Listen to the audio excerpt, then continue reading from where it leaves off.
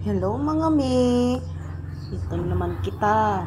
Nakatukitahan amon uma. Maglalakat-lakat lang kita kay para niyan masakay na lang. Ngayon pag uli. Yan ang maglalakat-lakat kita habang maaga pa.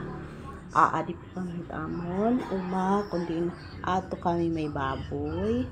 Adi po ang amon baboy yan. Kita ko po ha iyo.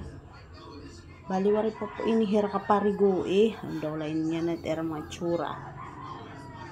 Siya po ini ang paligid namon tangkal agi ura-uragad man hirang ka mga kuan magduli magugaw uri panhira ka parigo kay medyo mauran-uran liwat 1 month old pa lang po inihiray na nan aadi po an ira mama nagkasakit po ini nga ira mama nakasaringgod namon diri ma-survive but palakas po tayo kay Lord.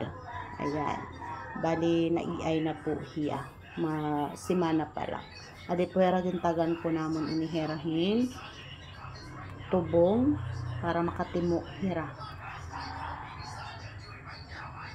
tapos di naman na amon lot mga tanong nga kidya ani era pero ini ka puno nga to po ha ibaw banda maeda kuan libre laliwat ang papaya didi tas may mga tanog po ako na okra doon medyo mga gudti pa tapos adi po didi mo da po ang palaya himuan loting balay-balay medyo taas nga nga balay-balay mga lagkawag tas adi ang karabasa iba po nga variety an aton karabasa po yun nga di kang po inihibang bansa I think ang mga higlaba daw po mo inihiya ito ang amon mga tanong nga saging na kumpadis dagko na sunod ma-harvest na po kita so di na kita mag-iiha mauli na po kita asyala po bye bye so,